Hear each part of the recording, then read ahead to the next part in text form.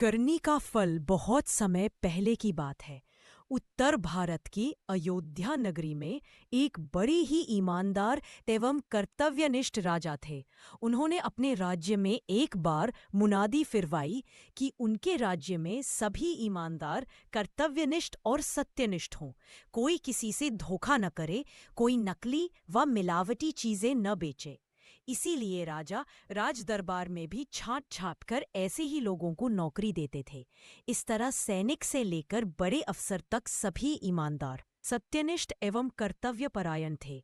लेकिन न जाने कैसे वहां एक बेईमान पहरेदार नियुक्त हो गया। संयोगवश उसकी ड्यूटी भी राजा के राजदरबार के मुख्य दरवाजे पर ही लग गई। राजा से मिलने के लिए बहुत लोग आते। वह उन सबसे कोई न कोई बहाना बना देता और राजा से नहीं मिलने देता। हाँ, जो लोग उसे कुछ दान दक्षिणा, रिश्वत दे देते, वह उन्हें तुरंत अंदर जाने की अनुमति दे देता। लेकिन राजा को इसकी जरा भी खबर नहीं थी और पहरेदार का धंधा दिन दुगनी रात चौगुनी उन्नति की तरह खूब फल फूल रहा था। संयोगवशात एक दिन एक बहुत बड़ा गायक वहां आया। वह राजा को अपना गाना सुनाना चाहता था, लेकिन पहरेदार ने उसे अंदर जाने से मना कर दिया, क्योंकि उसे जो चाहिए था वो तो आपको मालूम ही है।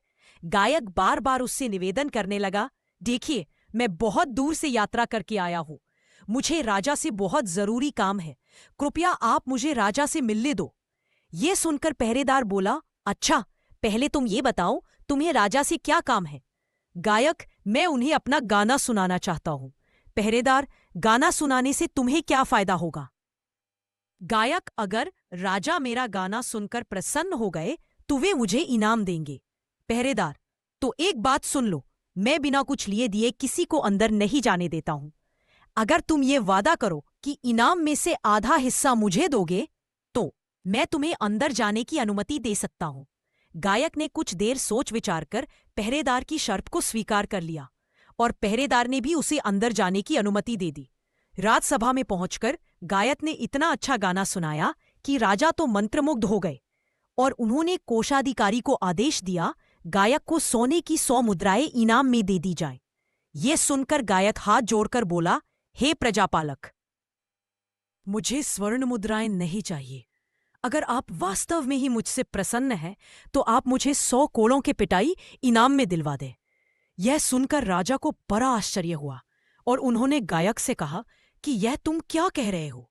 तुम्हें अगर इनाम में स्वर्ण मुद्राएं अच्छी नहीं लग रही हैं तो तुम कोई और बहुमूल्य वस्तु ले सकते हो। मैं तुमसे बहुत प्रसन्न हूं। और राजा ने उसे यहां तक कह दिया कि तुम जो चाहो वो मांग सकते हो।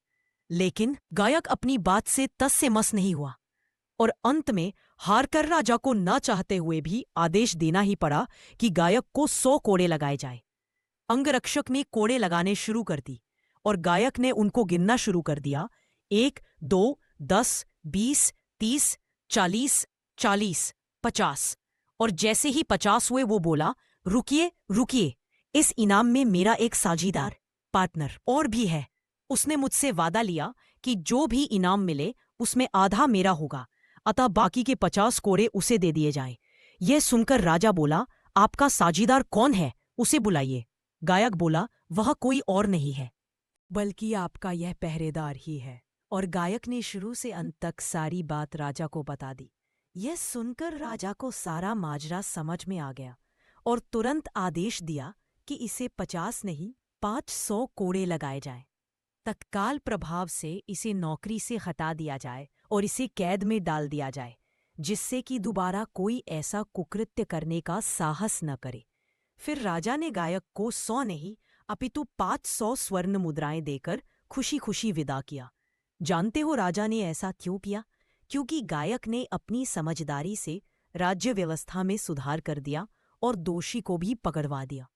क्योंकि एक मछली सारे तालाब को गंदा कर देती है,